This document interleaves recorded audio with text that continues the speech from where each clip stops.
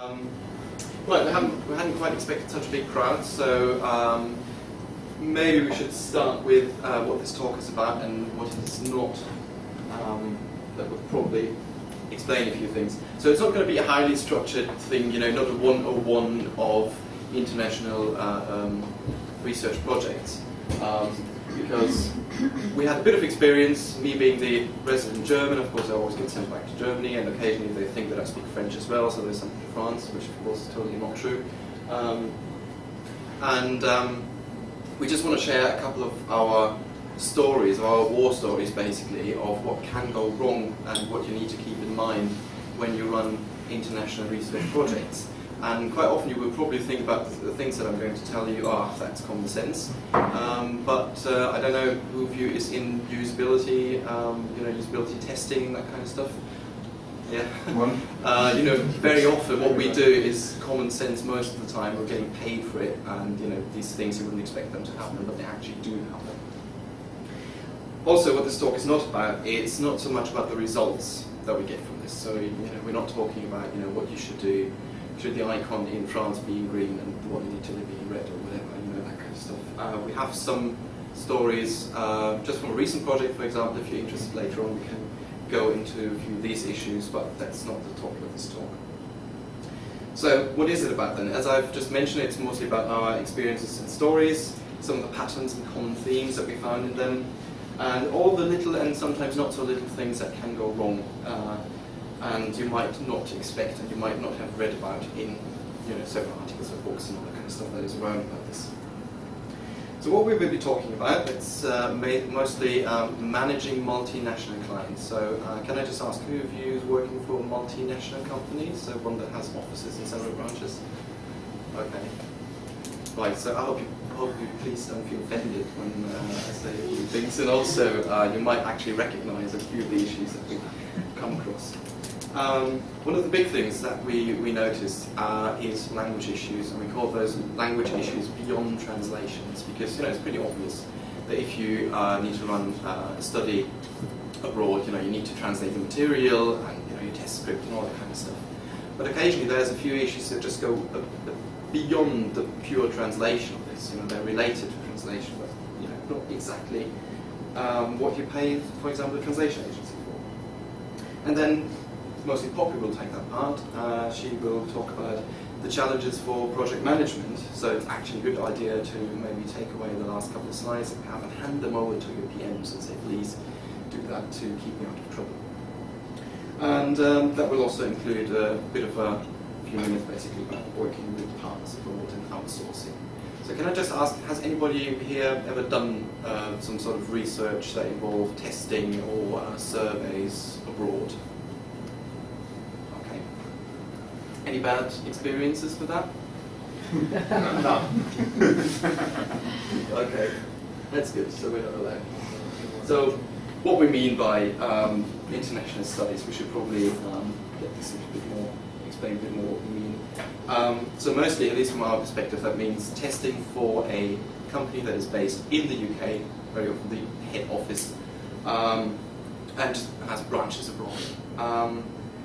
Mostly this kind of testing involves comparison between countries. We've also done several multinational online surveys, again, usually for UK-based company that just does business in other countries, and again, mostly involving comparisons. We did a bit of testing for...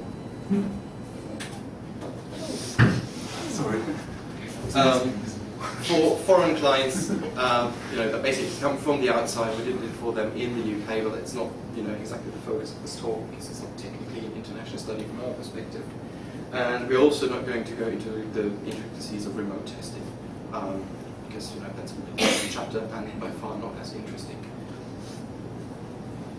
So international studies, why bother? That was actually the first question by our project manager before, because when we planned this talk, we sent out an email and said, okay guys, we've done almost 20 projects over the years.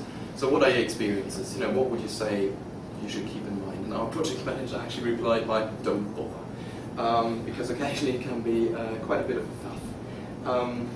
But very often you just might have to, because your client approaches you and they want to test your product abroad and you've done the testing in the UK, so you're already involved in the whole project, so you just have to do the testing elsewhere.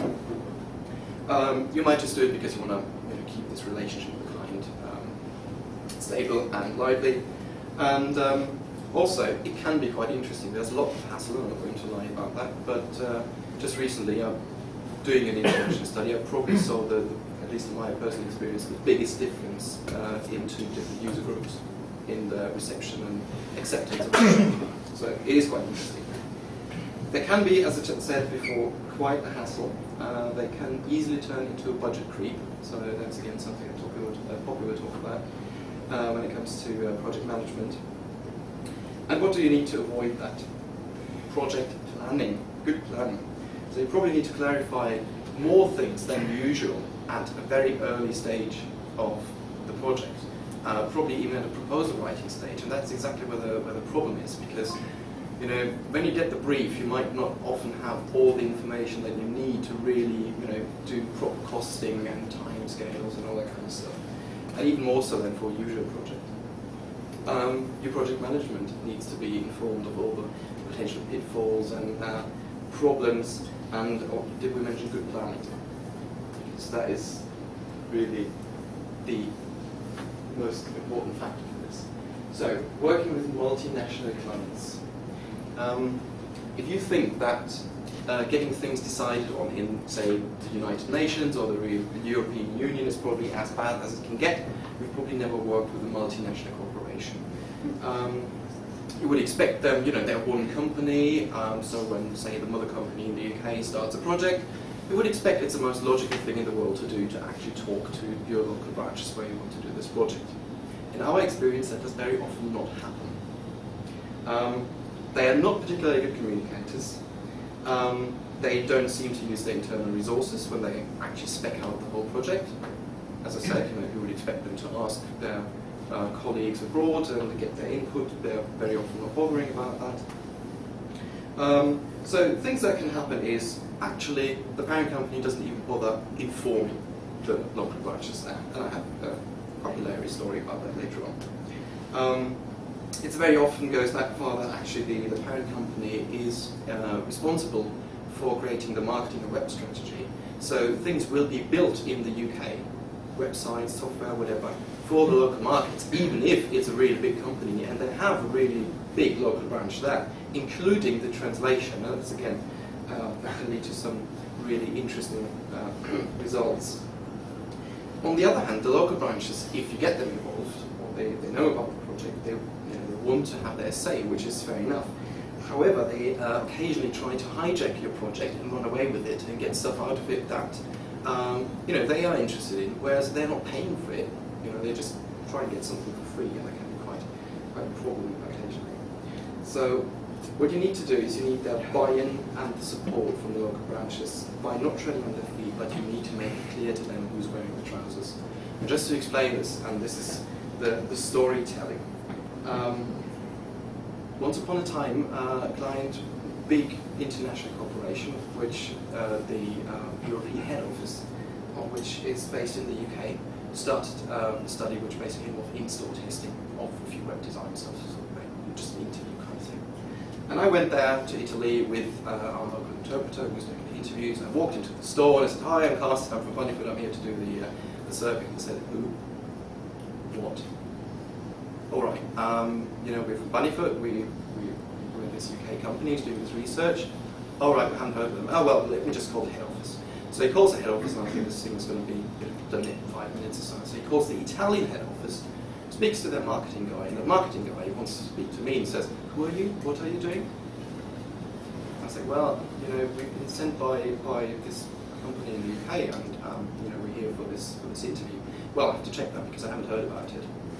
Luckily, they weren't really nasty to me because they said things like, it's a UK house. They never tell us anything.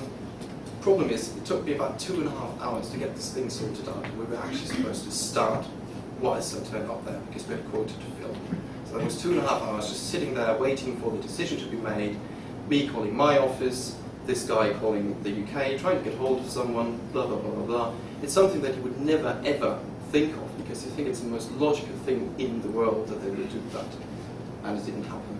And later on, again, it turned out that this guy, when he came around to see what we were actually doing, that he was initially a bit concerned that we were testing the in-store experience. So he was basically concerned that the UK head office had sent someone to look after him. Another issue where they can try to hijack your study, again, this was called car rental service, which also has branches in France and Germany. So we had a local client coming over, watching the testing, and saying, all right, so can we get hold of the results? He said, yeah, I'm sure that the UK office will be happy to share the results for the German testing with you.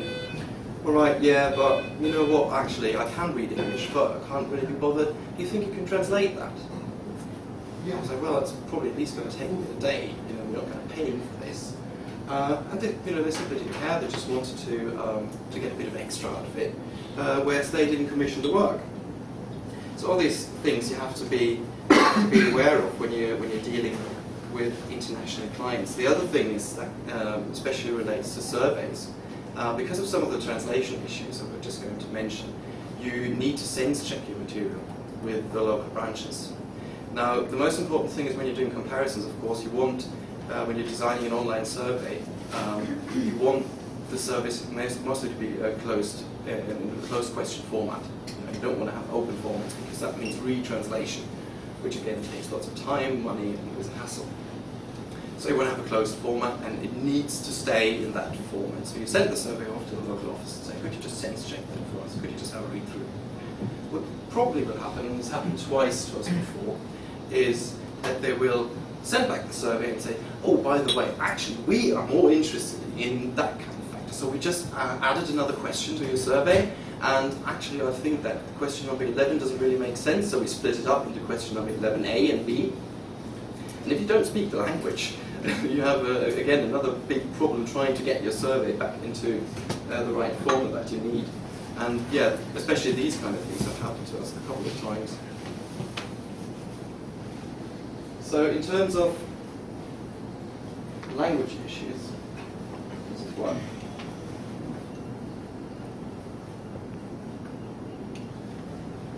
There we go. And I just mentioned a few things. No, it doesn't.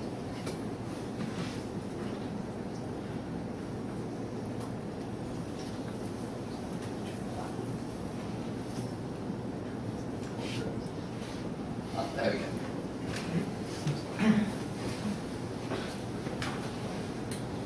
So what do you need to worry about in terms of translation and interpretation? Well, you probably think of a test script or a survey. You might think of, if you go prepare it yourself, you might potentially need an interpreter, or possibly you have the in-house resources to just send a native speaker abroad, and the test material. And I was probably the point where you're thinking, well, why the test material? That comes from the client anyway. So you should assume that this is all right. Unfortunately, that is also not always the case. So this is just a mock-up that we did to protect the client's identity, and let me just say it was a very, very big software company that had just launched a new kind of instant messaging service. Again, this was done in the UK for the head office. They just retranslated that from German into English to give the same experience. And this was a bit of a touchy-feely kind of thing, so the agency that sent us over the material, of course, a day before the testing, said, oh, and could you please pay special attention to this graphic, because we really want to know how users react to it. So I don't know whether it's spotted there. So the last thing there, the fourth square, was clearly just translated by Babel Fisher on Google Translate. And I was just, basically, I tried to retranslate it so that it gives the same expression. Excellent, friends, meeting organized. So I think this is probably only going to happen once. It just happened 3 weeks ago, again, for a completely different company. They sent us some campaign material that they also wanted to have tested. I had a look at it and I said, that was never translated by a native speaker, it doesn't even make sense grammatically, and we couldn't change it. So this is probably, again, some of the things that you might not expect to happen, because you think, it's going through their translation, it's going through the agency, it should be alright, but you might end up with test material that has stuff in it like this 2 days before the testing or a day before the testing, And if you don't have the in-house experience, if you don't have a native speaker in the house, you might never notice. So this is again one of the points where you need the local branches, if they have some, or if you're outsourcing some of it, you need to get hold of the test material early enough to give it to your local partners to actually check even the test material that you're testing. Because you can imagine that if something like this comes up, it will completely skew your results because no user will actually miss that kind of error in there. Or will simply think you're just joking, you're not taking them seriously. So the problem with translations is also that, correct me if I'm wrong, and I don't know how many people in this room speak another language. 6. Okay, so you probably make up for most of the rest of it. What I find very often over here is, because I'm not a native English speaker, is that people don't seem to really get what translation means, what it is about. It's more than turning an English word into a French word or a German word and the other way around.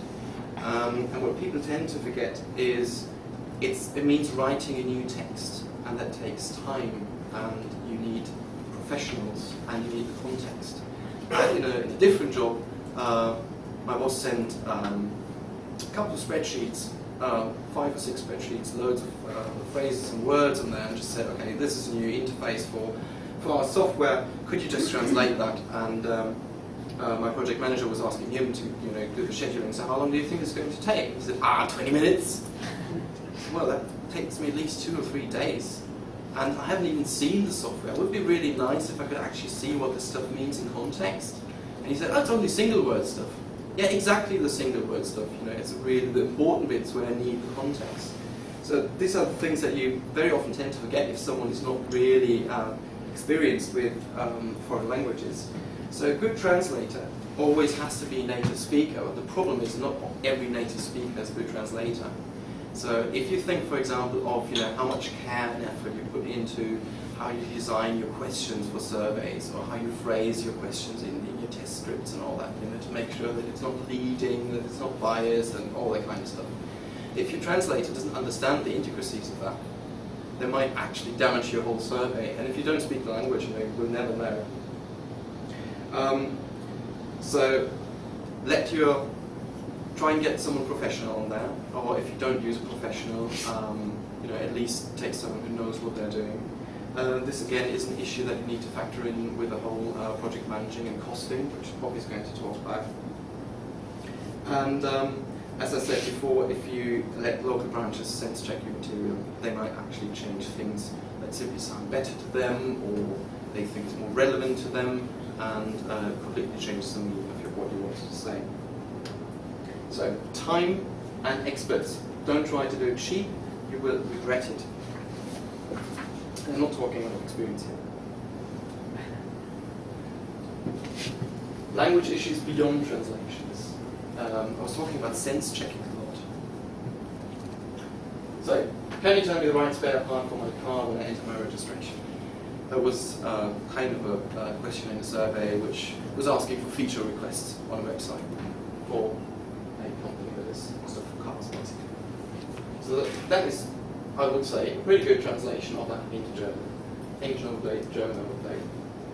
Now, we had that in the survey, and a couple of translators had already happily started translating that. The only problem is, in Germany, that doesn't make sense, because the registration system is completely different.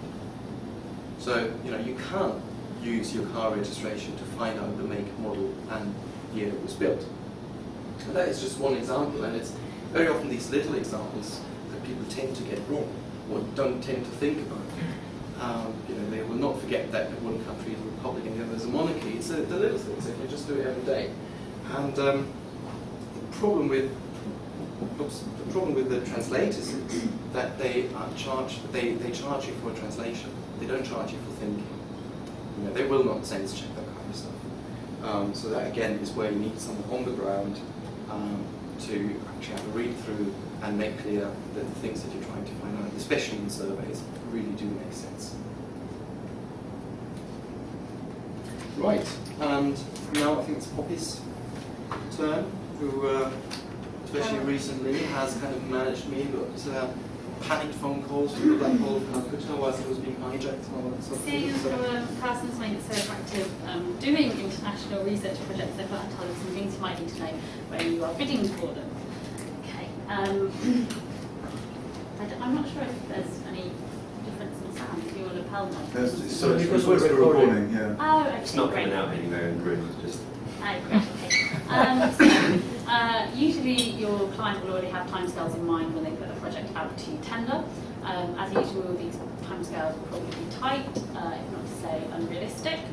If you're doing this as an international project, it's likely the client won't have thought about several things when they put these timescales together. They'll have forgotten that translation will take time, that sense checking will take time, and that involving local offices will take time. Other things they might forget in the timescales are local holidays, so that's public holidays. They may not be aware that the UK has bank holidays on a Monday, because that's not very common in Europe. You will also need to be aware of the local holidays in other countries. This project that we've just wrapped up 3 weeks ago did start to drag on the timescales a little bit. It's not our fault, they always do. And it was just about to get into August, which was very scary because the whole of Spain goes on holiday for the entire month of August. So trying to schedule research then would have been an absolute nightmare. Just as a side note, for example, in school holidays in Germany, they even depend on the state where you're in. And occasionally some public holidays will be different depending on the state where you're in. So you have to take that into account depending on where you're testing. Scheduling participants can even pose different challenges, especially if you're doing it very internationally outside of Europe, where there's different time zones to compete with, and there's actually different attitudes as well. Like in East Asia, people may be quite wary of only communicating through email, and that poses a challenge if you are needing to get hold of people in a very different time zone via telephone. So allow more time, basically. Tell clients about those things in order to win yourself more time, if anything, more than you think you will need. As we frequently experience, the budget on international projects creeps and creeps and creeps. So reasons for that creep are usually you will not know exactly how much it's going to cost when you're bidding for that project. Translation, which Carsten has been speaking about a lot this evening. Translation costs depend on the length of material being translated. You probably won't know the length of a test script that you were going to translate when you were bidding for a project. Venue. At the proposal stage, you might know which countries you're testing in if you're lucky, but you will not know the areas that you're testing in those countries, and that has an impact on travel and on venue hire. So that may also cause things to be quite different to what you expected when you were bidding for that project. And the profit may start to see quite an impact. Incentives even. So you may be able to creep it back a bit in the opposite direction by providing different incentives to participants in different countries quite reasonably. But you may also have to think about the exchange rate when doing that. And to be honest, it's best to seek the advice of natives or local partners when you are trying to estimate that. With the cost, it's the devil in the deep blue sea. You can either factor in the unexpected from the beginning and risk losing the bid completely, or you can agree on some flexibility in the budget, which is never an attractive prospect either. Okay, so seeing as how we've made international research projects sound like so much fun, why not just outsource it completely? Do we have any more to go? Outsourcing, why do it yourself? One of the big factors in doing international research projects is you can compare different countries, and that's one of the main attractions for clients. So if you outsource to, say, 4 or 5 trusted partners in 4 or 5 different European countries, the comparability of results is absolutely shot. You can't claim to be able to compare the results of 4 or 5 different research agencies handling the same project in 4 or 5 different countries. You have no control, and they're the two main problems, control and comparability. and your profits, because the local research agency will probably be charging you about the same as you're charging your client anyway, which would bring us back to the question of why do it. If you don't have native speakers in-house, then, or the necessary resources, which is really native speakers, the next best option is to get a freelancer to do the interviews. Do try and make sure that they've got some experience of that domain, and obviously experience of moderating. But when outsourcing in that situation, do you consider sending your consultant to the location to observe the testing, because that just gives you that degree of control back, and also a degree of comparability of results. Even if you can't speak the language, and even if you can't afford to pay for an interpreter to translate every word that the participant is saying, you can still observe the testing going on, and you can pick up a lot from how people are behaving in tests, and make sure that what you said to your client was going on is actually going on, and make sure that everything goes according to plan. So I think we both agree that doing international research projects can be very valuable as consultants and for clients, and that even if you bear all of this in mind that we've gone through with you tonight, the most important thing would be to expect the unexpected. Indeed. I think we just have, as a little takeaway, a couple of things that I try to get out of our brains. In terms I've of never seen this checklist before. Yeah, So a little checklist, just to go through this again. Time scales, translation, local school holidays, national holidays, and stuff. Again, try to get a local recruitment company in, because they are usually the best ones to consult on that one. And in terms of at least holidays, there are some online tools. Where And the local recruitment agency, this is important as well, will be able to advise about incentives, but also provide things that you take for granted, like a map to your office. The time that you could spend on knocking up things like that actually makes hiring a recruitment agency in the country very cost effective, and not having to translate your recruitment screeners and the emails that you're sending out to participants actually makes the recruitment agency one of the biggest, safest expenditures. Absolutely. Again, sense checking and involving the local officers, because there's always someone going to be on holiday or just not available and all that kind of stuff. So it will just take longer for them to get back to you, and then for you to sign off on your material. Budget concerns, again, travel costs. So where exactly will you be testing? I just had this experience briefly, just some brief time ago. It is much more expensive to get to Turin than it is to Milan, which we found out at a rather late stage. What translations have to be made, these kind of things. Need to be factored in for the costing. Legal stuff, actually, there's another thing. So if you've got some, I call them participation waivers, is that the right word? Whatever, if you've got some of these forms, understanding your participation, where you explain the rights and, these things to participants, you have to actually check whether they're sufficient for the target country where you're testing. So one of our clients, for example, wanted to not tell participants beforehand for whom the testing was. The problem is, for example, in Germany, if you recruit, you have to tell them. It's just a legal requirement.